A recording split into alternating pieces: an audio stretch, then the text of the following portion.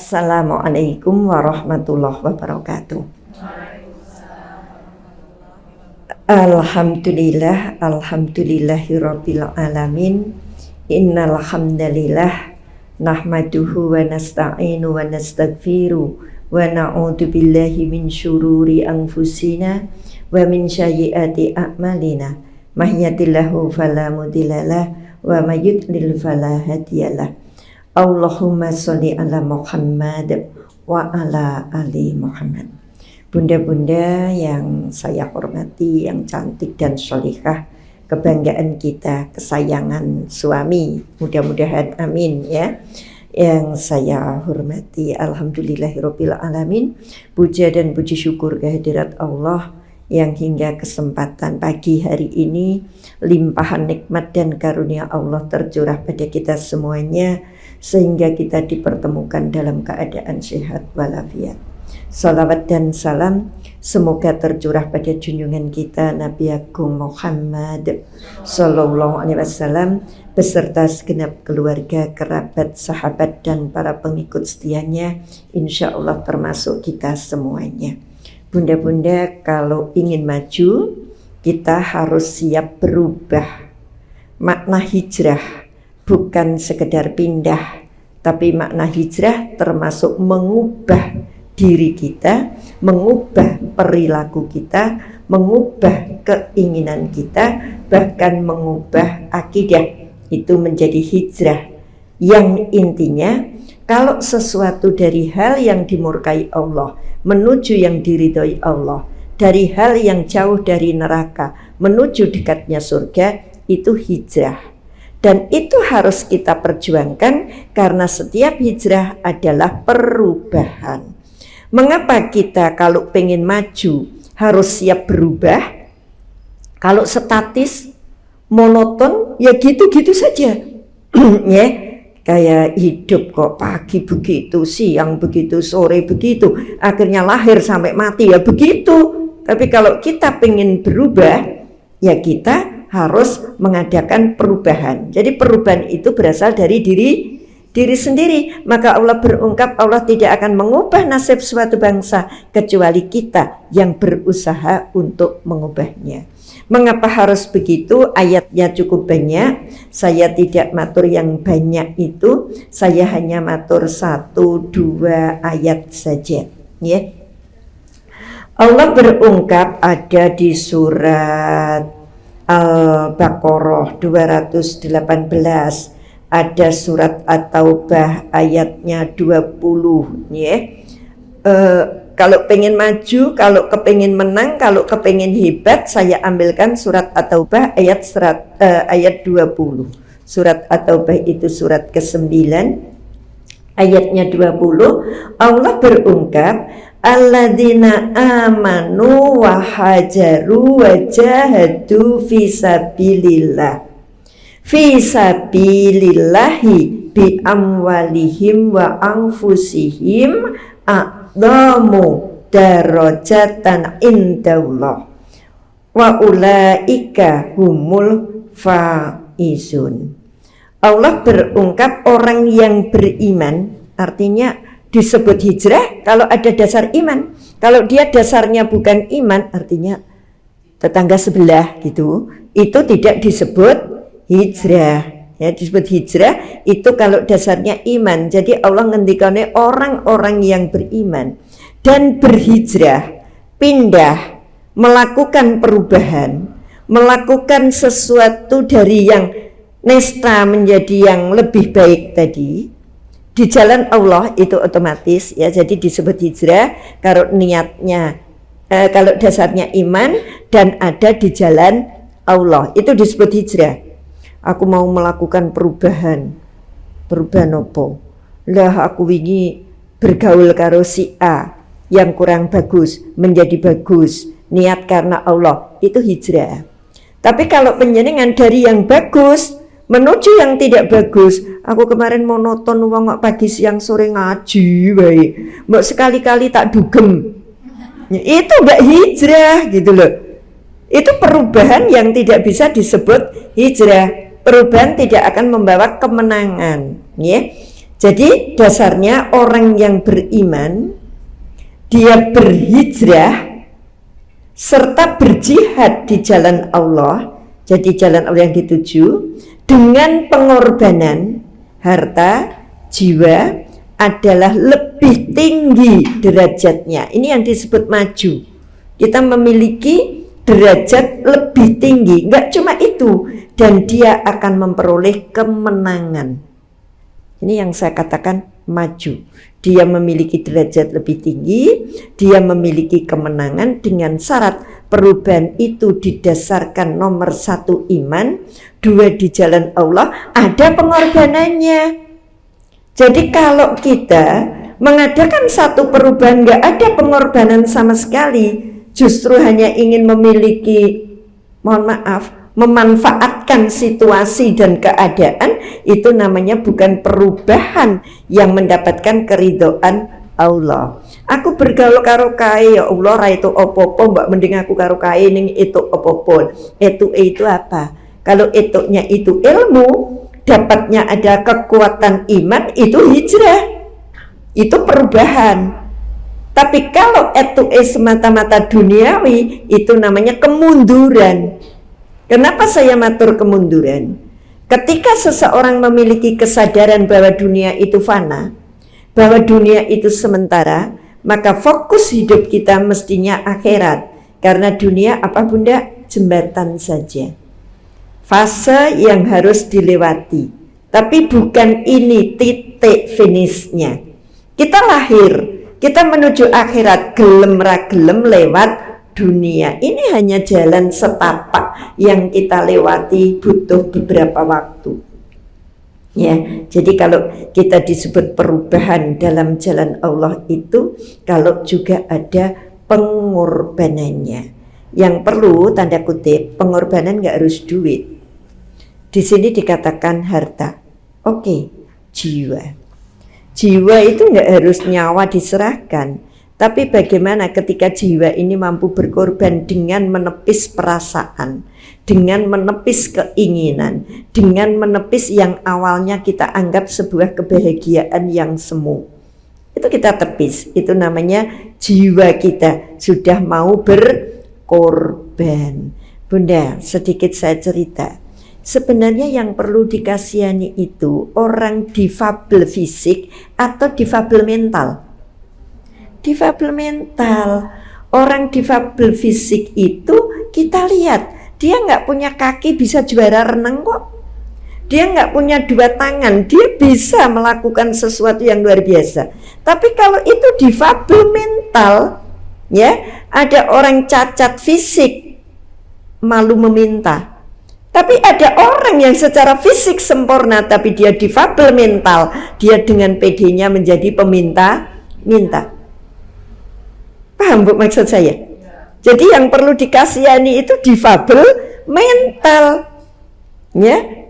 Difabel fisik dia punya malu, difabel mental ada loh yang nggak punya malu.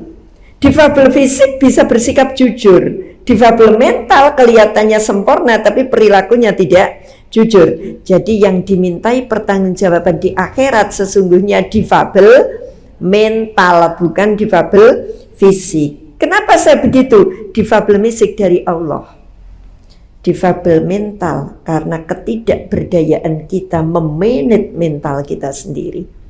Paham gak? Kalau difabel fisik itu kan dari Allah. Siapa sih yang pengen lumpuh? Allah kan, karena Allah mentakdirkan lumpuh, karena Allah mentakdirkan lahir enggak ada bagian tubuh yang kurang. Ini kan namanya difabel fisik, tapi difabel mental bukan berarti difabel mental itu anak yang sedikit gangguan, bukan, itu juga dari Allah ya. Difabel mental ciptaan kita sendiri ini loh. Ya. Jadi fisiknya sempurna, orangnya gagah, tapi masya Allah dia kerjaannya tidak lebih terhormat dari orang-orang yang cacat secara fisik. Itu yang perlu dikasihani, sedikit berbelok. Hijrah atau perubahan itu menyangkut perubahan yang pertama tadi saya matur, disebut perubahan yang mengarah kepada kemenangan kalau dia meniat karena Allah, berdasarkan iman, motivasi dan tujuannya jelas, butuh pengorbanan. Itu harus siap seperti itu. Kalau kita ingin menang, harus siap melakukan sesuatu dengan dasar Allah, di jalan Allah, dan mau berkorban. Itu kalau siap maju. Maju dalam tanda kutip karena Allah. Cek. Iya. Bunda-bunda, tapi sana dengar kok. Yang penting ini masuk kan? Baterai mungkin. Nah, oleh karena itu perubahan itu tidak sekedar perubahan secara akidah. Perubahan akidah jelas itu membawa kemenangan. Kemenangan di mana? Di akhirat.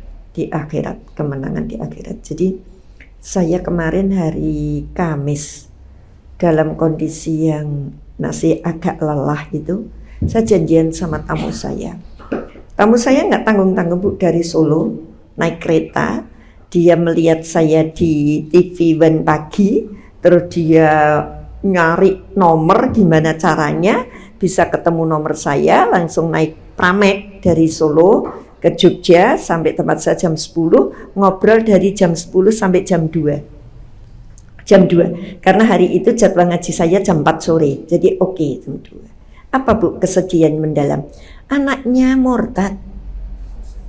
Iya, anaknya murtad, itu saja. Jadi anaknya sekolah di Jakarta, diterima di UI, ya, terus nggak kerja, belum kerja gitu.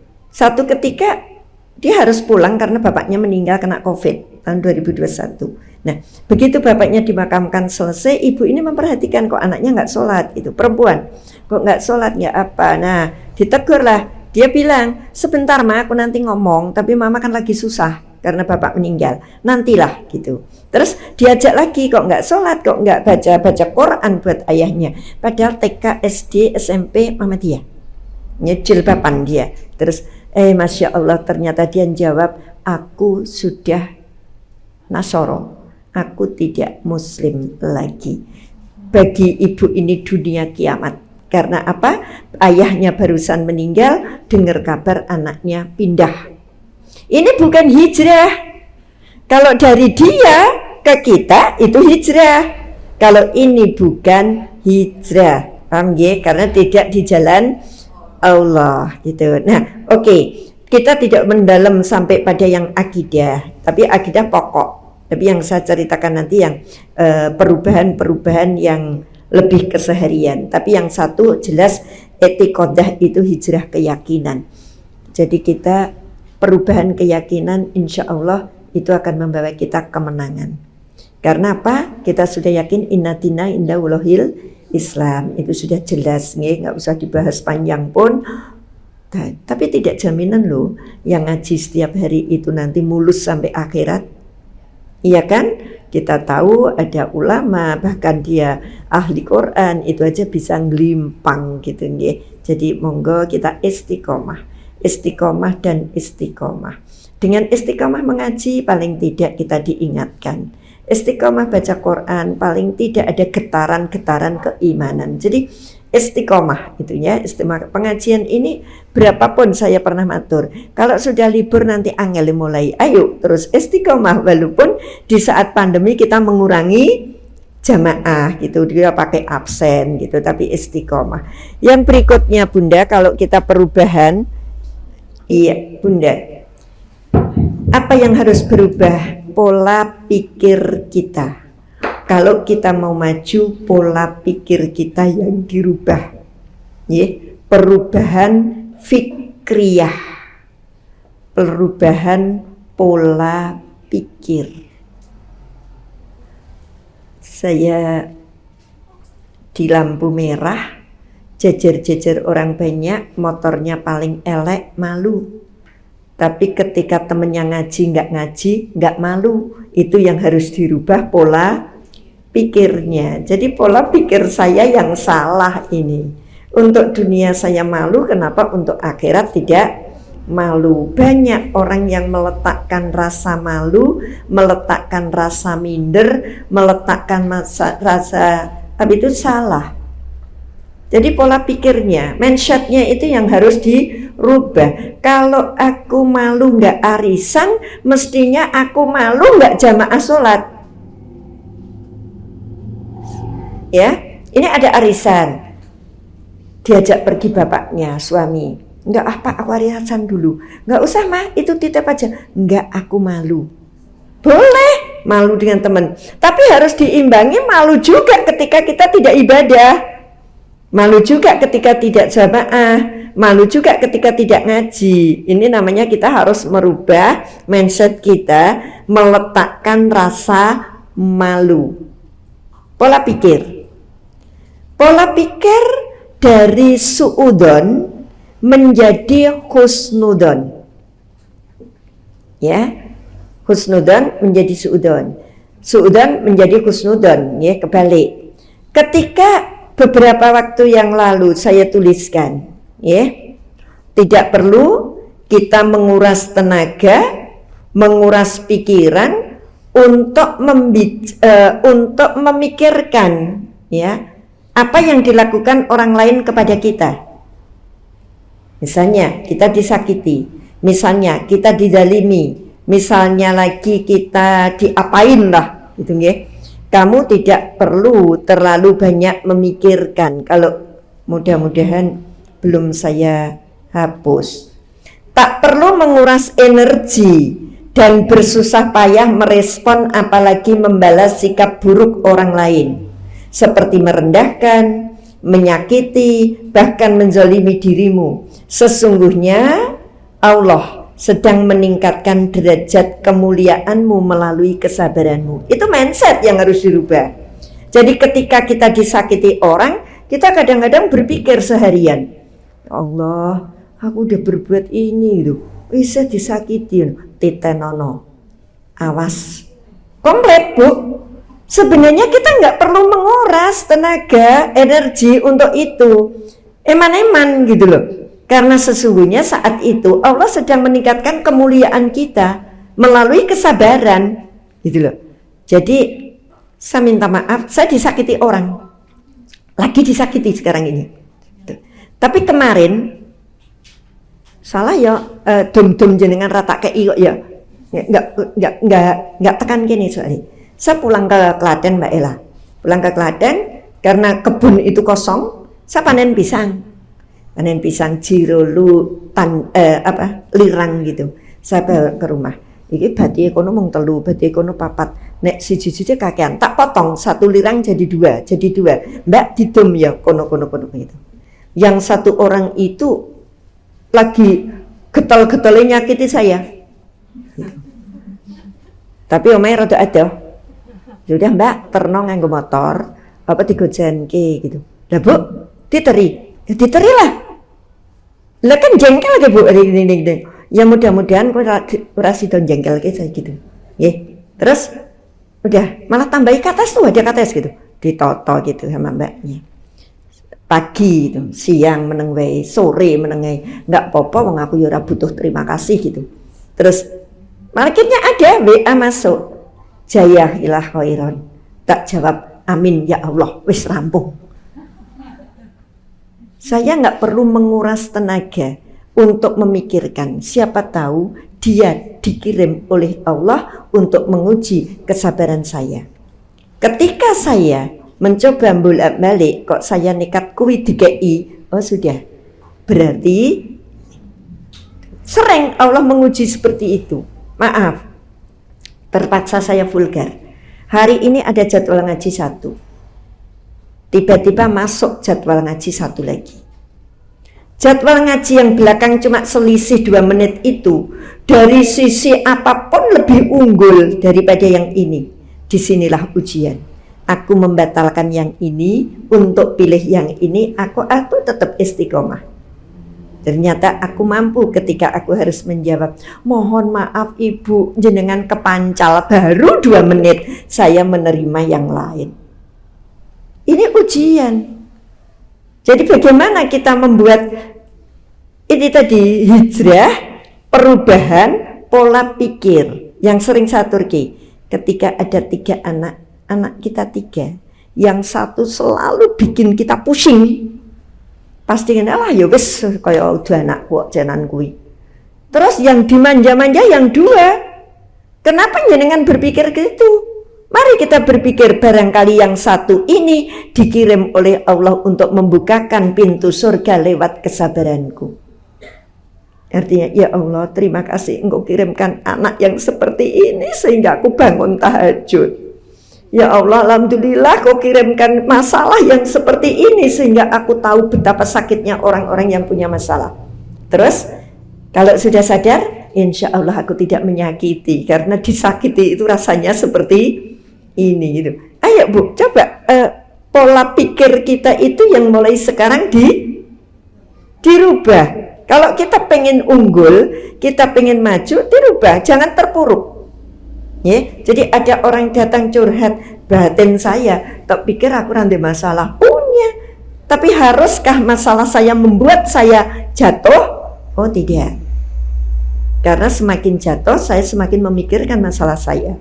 Jadi saya harus cari sesuatu untuk bisa syukur menghilangkan masalah yang ada, menyelesaikan gitu. Jadi monggo pengen maju, pola pikir kita yang dirubah. Pembagian sembako kita nggak dikasih, ya pola pikirnya dirubah. Di mata mereka aku kaya, di mata mereka aku dianggap mampu, sehingga nggak usah sakit hati.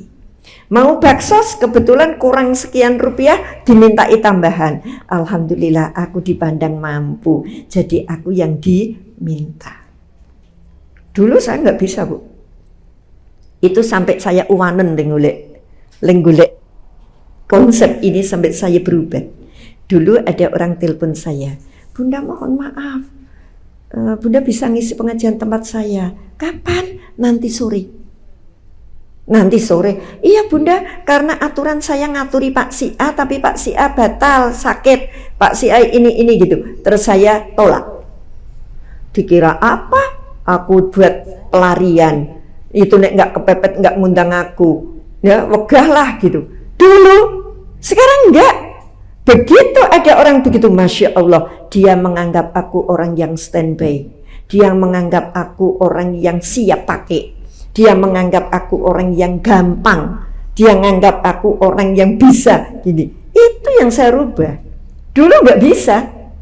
Jadi mohon maaf kalau penyayang belum bisa, kira apa-apa ayo ajar gitu loh. Ya, jadi dulu kalau didadak ngaji karek engkok saiki dikone gampang kayak uang rumangsanya aku kira digayan. Gitu-gitu kan Bu. Sekarang enggak. Ya Allah, aku tahu kamu tadi mau telepon aku saja mestinya sudah nimbang. Mau telepon aku sudah maju mundur, mau telepon aku sudah begini-begini, itu saya pikirkan. Terus yang kedua, kamu mesti punya pemikiran aku itu siap pakai, aku bisa, aku ini, oke lah gitu. Jadi Bu, insya Allah alhamdulillah bisa, jodoh namanya, berangkat gitu.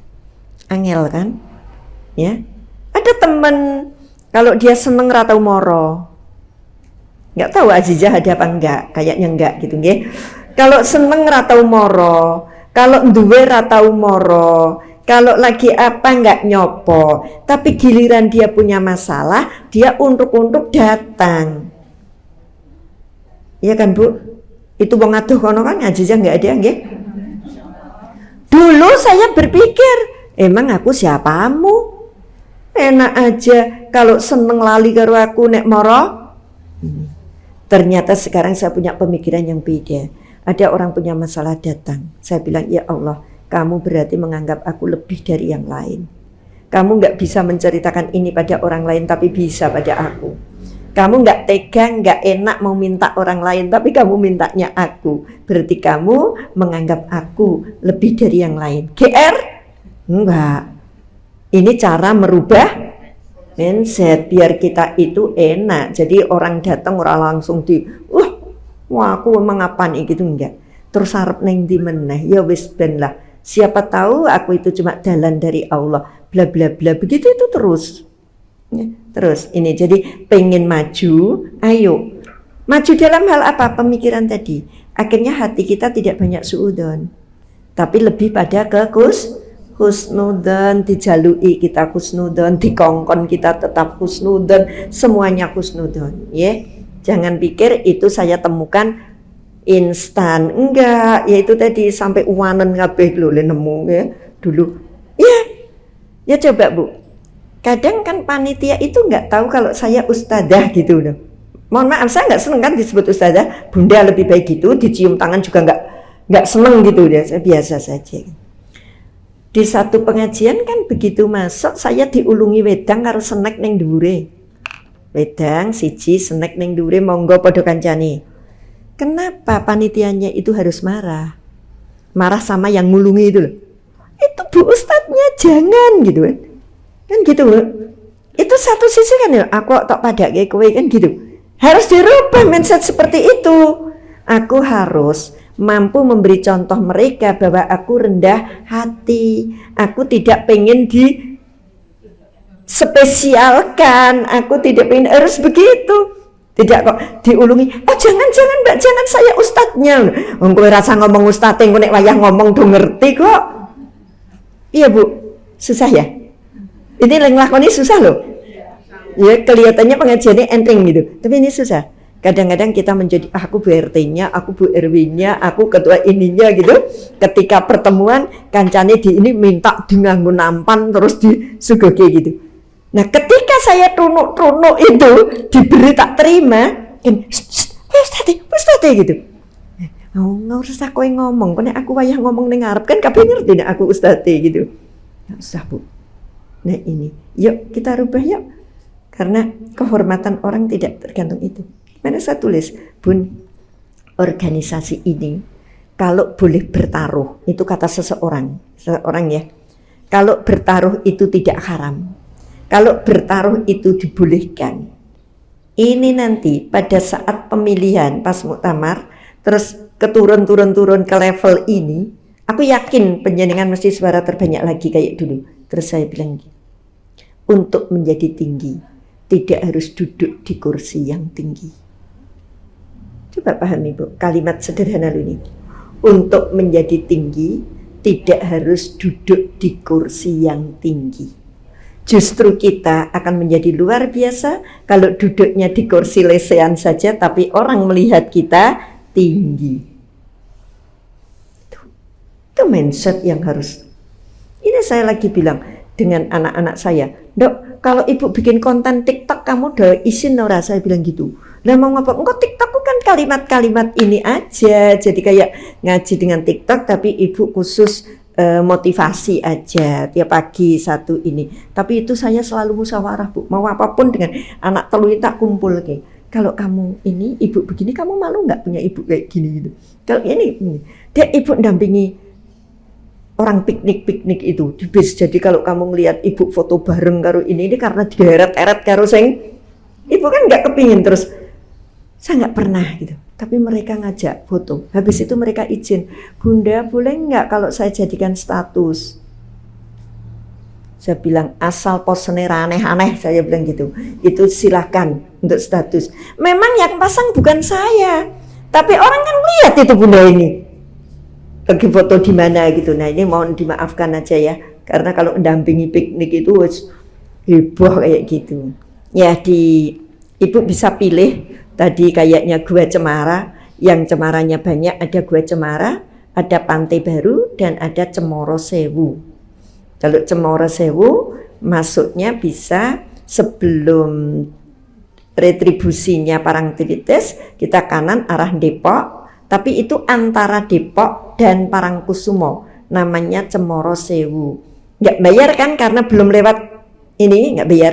Nah nanti kalau mau ke Parangtritis dari situ lewatnya jalur dalam, akhirnya nambah bayar meneh neng Parangtritis tinggal parkir. Itu namanya Cemoro Sewu. Neng ojo nyoba tok hitung, aku ya urung tau ngitung gitu nggih. Jadi mulai dari sana Pantai Baru itu juga Eyup, terus Gua Cemara itu juga Eyup, terus nanti Samas baru Depok, habis Depok itu ada Cemoro Sewu. Itu sama-sama pantai Cemoro tok gitu nggih. Jadi kalau kurang 5 apa-apa jangan saya di ini loh ya. Bunda setelah tak hitung kurang 5 mboh gitu. Namanya dan di situ bersebelahan Cemoro Sewu itu bersebelahan dengan gumuk pasir yang dipakai manasik kalau orang mau haji. Jadi Gumuk Pasir itu dianggap Arafah. Ya, beberapa ini kota kalau mau haji itu manasiknya ke Gumuk Pasir. Dibangun tenda-tenda itu etok-etoke Arafah di sana gitu. Itu berseberangan dengan Cemoro Sewu. Mau dijajah semua rapopo, yo tak terke gitu. Tenang aja kan aku dihampiri tau judulnya. Ya aku dihampiri neng Bantul, nanti tak terke wes mulai dari ya jadi saya malah kayak gaet gitu kalau ngaji. Yang ngedampingi itu betul Bu, kemarin yang mungkin ada yang dapat kiriman saya naik kuda di mana di Delawupak gitu. Delawupak aduh sing do nom-nom kuat melaku. Sing jeep wong papat. Lah aku ra kuat melaku tapi aku pengen ngerti dhuwur. Akhirnya saya naik kuda terus bismillah, berani enggak? Saya tanya sama jokinya, Pak, ada enggak jalan yang lurus, enggak pakai naik, enggak pakai turun? Bun, ini namanya lereng. Mana ada jalan lurus? Kalau ibu pengen lihat kebun stroberi sama ini ya harus naik gitu. Bismillah. Nek aku ngantek kecelakaan tiba itu karena Allah. Ning sing beguyu mesti wong sak donya, wong eneng ustadzae numpak kuda gitu ya. Saya mikir gitu. Jadi le numpak itu sepaneng Bu, panik gitu. Terus tukang kudanya, Ibu jangan panik, biar kudanya nggak ikut panik. Oh gitu ya Pak ya? Iya. Pak tahu nggak aku paniki mau wedi nek konangan jamaah aku ya Pak. Aku jadi sekarang kode-kode. Ya coba Bu, kalau saya misalnya sampai jatuh gitu, terus saya di rumah sakit gitu, Bunda ini sakit apa? Jatuh, numpak kuda gitu. Ya saya izin banget kan. Tapi sekarang malah kode-kode saya gitu. Saya sehat walafiat. Bener Bu, ke Delawupak itu betul naik kuda gitu. Masya Allah gitu. Itu abet-abetnya pengen membersamai jamaah karena saya untuk naik itu udah beda dengan tenaga-tenaga yang masih muda naik lerengnya Lawu itu masih oke gitu ya. Saya enggak lah gitu. Oke. 2 sekarang tadi kalau dihitung 1 itu akidah, 2 pola pikir, yang ketiga syu'uriyah. Syu'uriyah itu apa tuh Bu? Cita rasa, kesenangan. Kalau pengen hidupmu maju, kesenanganmu itu dirubah. Ada orang kesenangannya mau tengok-tengok, baik saiki dirubah lah. Le tengok-tengok ki karo nganyam apa gitu biar tengok-tengoknya membawa hasil. Tadi tengok-tengok diem aja, sekarang le tengok-tengok karo astagfirullah. Nonton TV-nya dirubah. Kemarin aku nonton TV-nya itu, aku saiki ganti iki. Gitu. Terus dolanane YouTube dirubah. Kemarin YouTube sing tak ikuti ini, sekarang ini. Itu namanya perubahan cita rasa. Perubahan kesenangan. Kalau kita pengen maju, kesenanganmu dirubah. Coba seneng kita apa? Didaftar. Aku itu senengannya ini. Kesenangan bukan hanya makan loh ya. Ya hobi, ya berteman. Dirubah. Aku senenganku nek dolan karo Jiro Lupatmo. Setelah itu seleksi. Ya Allah, aku nek dolan karo kae iki salat mesti telat. Oh, di era ini. Nek dolan karo iki enggak. Ya itu namanya perubahan. Jadi kita rubah kesenangan kita. Bukan berarti kalau urusan teman kita putus silaturahmi, enggak. Cuma ada saat-saat tertentu aku iki lungone karo iki wae. Ya, saya punya banyak temen nek lunga karo kae Masya Allah nek ngomong dia dosen ngomongnya galik-galik bla bla bla aku ra mudeng. Nek ngomongnya karo kae iki, ngomongnya karo kae iki. Ya, kita pilih yang mana. Dolanane nek karo kae rono, nek karo iki. Pikniknya juga begitu, dirubah. Ada orang yang nawa itu dari rumah sekedar piknik. Tapi ada yang dari rumah nawa itunya tadi baksos terus mampir. Itu beda-beda. Ibu harus bisa merubah kesenangan. Senenganku ya apa? Aku jenis senenganku dolan ning ngene kae. Tapi tekodok ngrumpi ngantek mulai. Enggak, aku sesuk dolan ning ngene kae wae gitu. Itu boleh untuk pengen maju. Lah kadang lupa Ibu kalau sudah moro neng ngene wong sing cocok itu Masya Allah. Ya. Kita mau metu anaknya lupa nganggo alarm akhirnya. Ini itu namanya perubahan secara syu'uriyah. Perubahan syu'uriyah itu perubahan kesenangan atau cita rasa. Nah, yang terakhir, kalau kita pengen maju, perubahan sulukiyah. Ini angel. Sulukiyah, suluk apa Bu? Akhlak. Perubahan akhlak kita. Akhlaknya itu dirubah. Sulit atau gampang? Sulit. Dari yang kecil saja. Orang kalau sudah kulino makan itu pakai tangan kiri, dikandani boleh beli kon ganti tangan kanan, itu juga angel kok. Orang kalau sudah terbiasa tertawa itu lepas. Tertawa itu lepas, disuruh tertawanya rodok jaim sidik gitu, itu juga angel. Jadi itu akhlak. Ya, akhlak itu kalau sudah menjadi kebiasaan angel. Makanya kita sering ngomong gini, rapopo pancen wis biasane. Ini harus dirubah. Jadi maksud saya pernah saya tuliskan, jangan membenarkan yang biasa, coba biasakan yang benar walaupun itu sulit. Paham ya? Aku wis biasane kok ngene iki. Kalau itu enggak apik jangan dibiasakan. Ayo dirubah. Nah, ya, jadi kita jangan mudah membenarkan sesuatu yang sudah menjadi kebiasaan. Saya itu ada tamu Bu dari Sulawesi ke rumah cewek. Dia masak kayak anaknya karena ini anaknya besan. Oma mau ngaji kemana? Oma mau ngaji ke Bantul tapi cuma kidule Ring Road. Tahu kidule enggak? Saya bilang gitu. Terus selatannya Ring Road. Oma naik apa? Naik motor. Tak antar dong, aku ikut ngaji. Oke, diantar deh.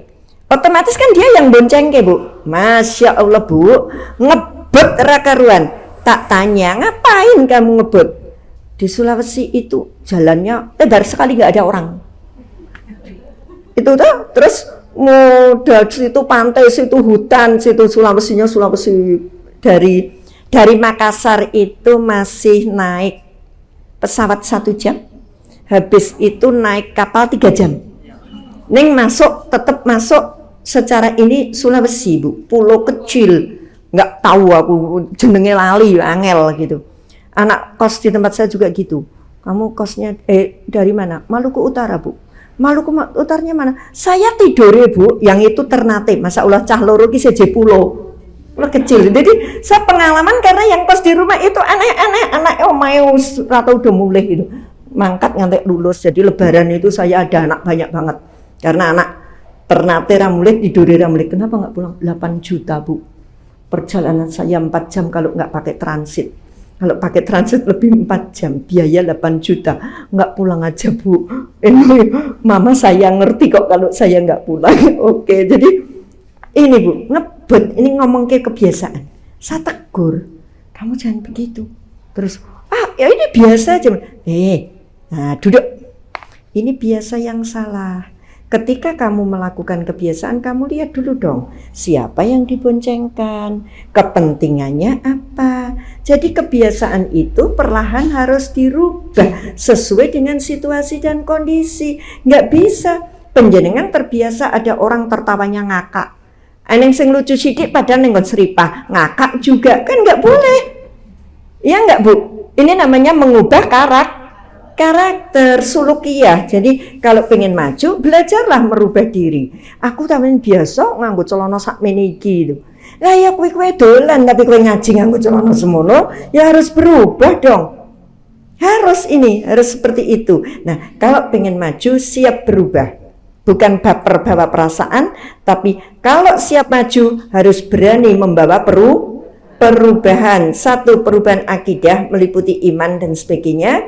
2, perubahan pola pikir. Yang ketiga, perubahan cita rasa atau kesenangan. Yang terakhir, perubahan sulukiyah atau kepribadian muslim. Nggak usah mikir kepribadian timur dan barat, tapi muslim, karena timur terlalu sedikit, barat terlalu sedikit. Kalau kita bilang kepribadian muslim itu cukup luas ya. Yang terakhir tadi kalau disampaikan, saya dilibatkan ya menjadi orang yang bisa mengawal penjenengan untuk baksos dan tadabbur alam. Kalau ada apa-apa yang sekiranya menghendaki input masukan, ya monggo tidak usah Tidak usah nggak enak ya, karena tadi saya cerita saya sebulan itu bisa 3 kali 4 kali ngeterke taklim untuk acaranya. Jadi iya, sampai anak saya itu cemburu, ibu itu kerjaan piknik gitu. Piknik enggak dong ibu, itu enggak piknik, ini lihat gitu, ini ada video, nanti saya mungkin salah satu tak kasih video perjalanan ke Semarang gitu ya. Itu harus tausiah di jalan, harus ini, itu bisa. Itu kalau tidak ada tempat untuk tausiah. Tapi kalau ada tempat tausiah kayak kemarin di Madaniyah, ya kita tausiahnya di Madaniyah. Cuma sepanjang jalannya tidak semata-mata muter campur sari, lagu-lagu lama. Terus ini boleh nanti, tapi jangan semua dihabiskan untuk itu. Karena kita berangkat pagi, oh belum sempat dzikir pagi, yuk kita dzikir pagi dulu sepanjang jalan. Dzikir pagi dipimpin sendiri, ternyata dong ngantuk. Begitu ngantuk harus salah siji berdiri, langsung yuk subhanallah, subhanallah kabeh, jadi rame gitu ya. Harus ada nuansa baru. Kita nggak piknik tanpa apa yo nilai, tapi kita itu mau piknik yang syarat dengan nilai di dalamnya. Itu saja, terima kasih. Mohon maaf sudah jam 9 lebih. Ada yang bertanya, saya bersedia, tidak ada saya cukupkan. Monggo. Kalau yang mau bertanya dipersilahkan.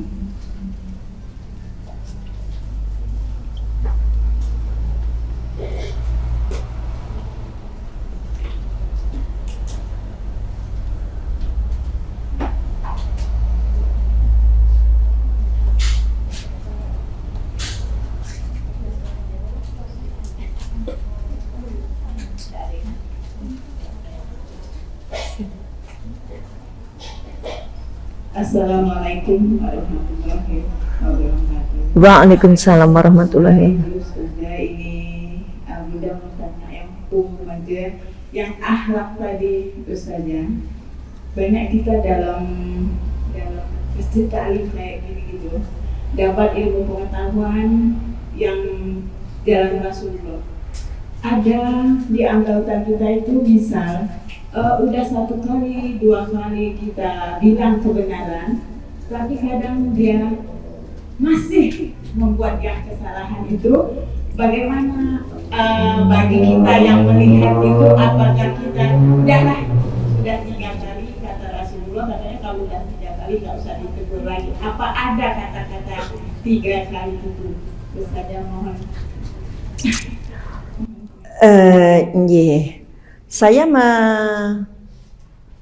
ada banyak ya, banyak yang ada 3 kali, tapi bukan menegur ini. Yang 3 kali itu saya pernah baca masalah mengingatkan utang, nagih utang. Kalau sudah 3 kali diingatkan, misalnya ada orang punya utang, bayar, kita ingatkan, itu sampai 3 kali. Kalau 3 kali kok nggak bayar, itu tergantung penjenengan mau diikhlaskan apa mau ditutup, monggo gitu nggih. Ditutup saya bilang gitu. Tapi percayalah, ketika orang itu tidak membayar ada 2 kemungkinan. Pertama tidak mampu, kedua tidak mau.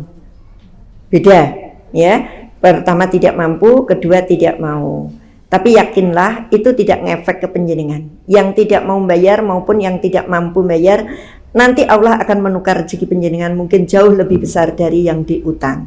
Tapi penjenengan punya kewajiban mengingatkan. Walaupun nyuwun sewu, saya sendiri ada beberapa yang saya enggan, nggak enak mau mengingatkan gitu nggih. Tapi ora diingatke kok ya ora mudeng gitu. Jadi didongake. Nah, terus itu satu. Yang kedua, 3 kali itu dalam kula nuwun mengetuk pintu seseorang. Itu ada di surat An-Nur itu kalau nggak salah. Jika kita sudah mengetuk pintu sampai 3 kali tidak dibukakan pintu, maka kembalilah. Jadi jangan maksa. Ya, kula nuwun dok. Kula nuwun dok sampai 3 kali. Orangnya nggak buka pintu, nggak mengizinkan. Ojo nekat. Pulang.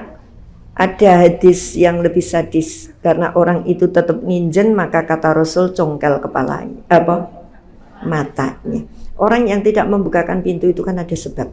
Pertama mungkin dia sedang melakukan sesuatu yang tidak kalau kamu datangi gitu. Yang 2 mungkin rahasia ada. Yang 3 mungkin memang dia tidak berkenan. Banyak, jangan maksa orang. Saya kalau pengajian gini ada jamaah nggak bawa kendaraan satu arah, saya tanya, ayo Bu ikut bareng saya. Enggak Bu, benar nggak ikut. Enggak Bu, wes tenan. Itu kan 3 kali tapi dengan bahasa yang berbeda. Dia enggak, maka saya pola pikirnya mindset berbeda. Orang ini mungkin mau mampir beli apa kemana, mungkin orang ini mau ngampiri apa, sehingga saya ajak nggak mau. Jangan dinodai dengan kemayu terima melaku wong karo aku yang numpak mobil, jangan. Itu nanti tambah pes karuan meneh gitu.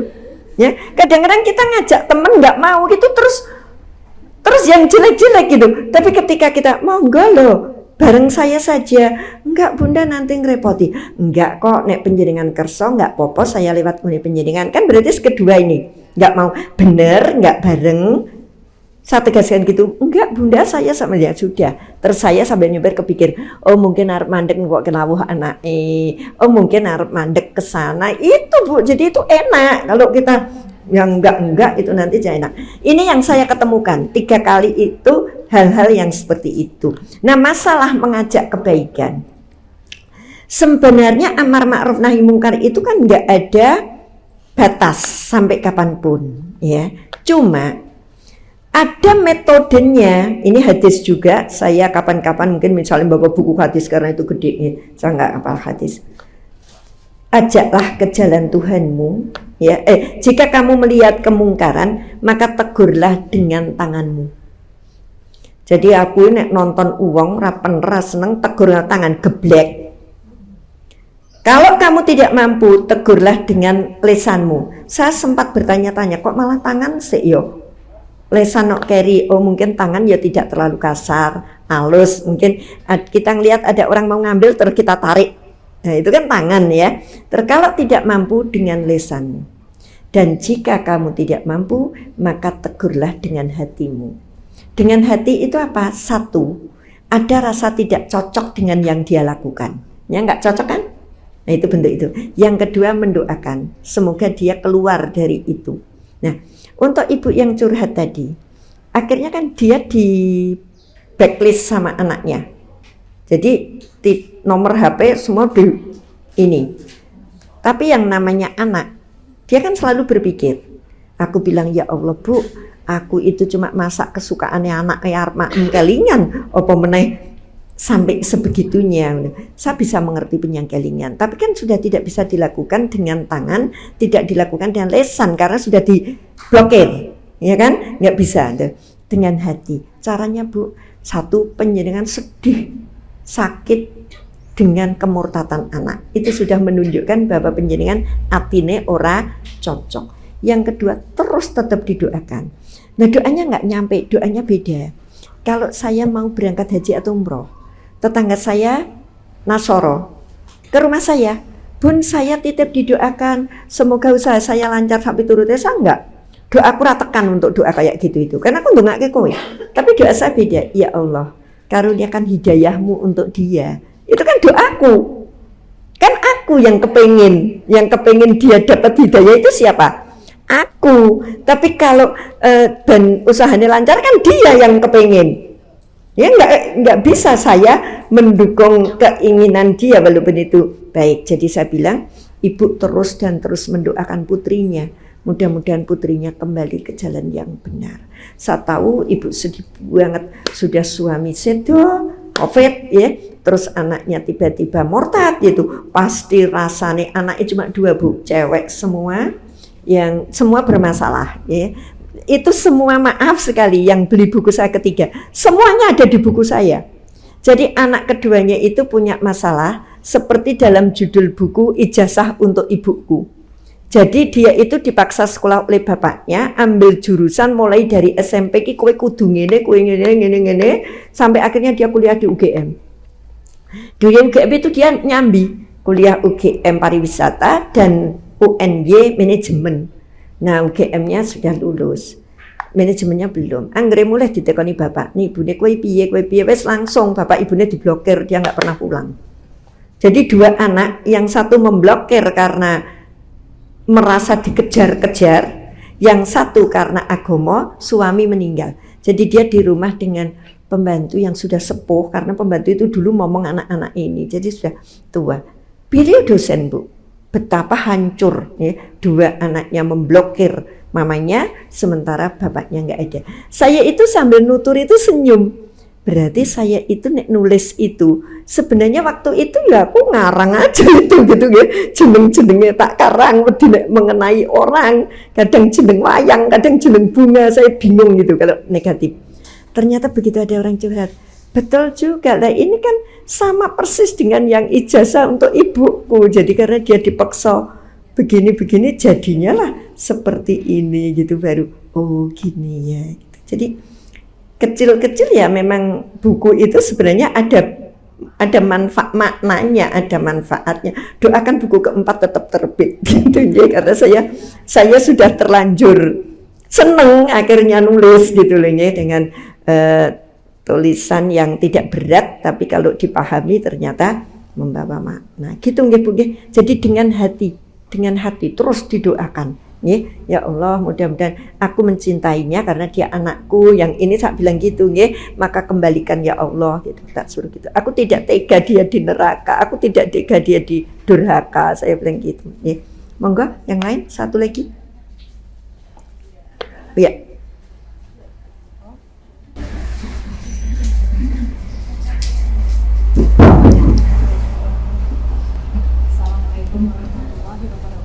Waalaikumsalam warahmatullahi wabarakatuh. Kemudian saya mau menanyakan berkaitan dengan perubahan akhlak. Ya. Ada orang tua itu kadang dia pilih kasih ke anak-anaknya seperti itu. Jika anak si A itu sedang jaya, si ibu ini mendukungnya si A. Yang si B sedang jatuh, dia bagaimana menegur, mungkin bukan menegur ya, karena anak itu takut menyakiti orang tua kalau menegur seperti itu. Sedangkan anak kan punya kewajiban birrul walidain nggih. Iya.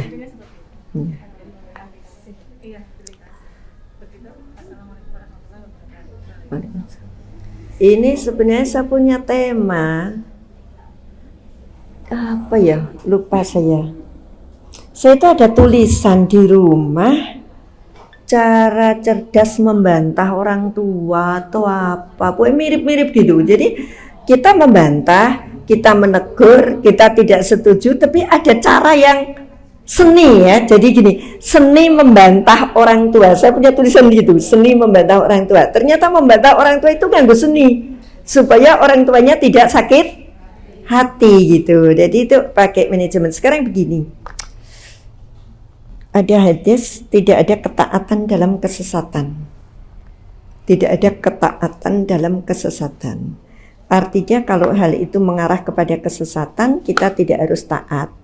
Tapi birrul walidain tetap ditegakkan. Caranya seperti apa? Seperti Nabi Ibrahim alaihissalam.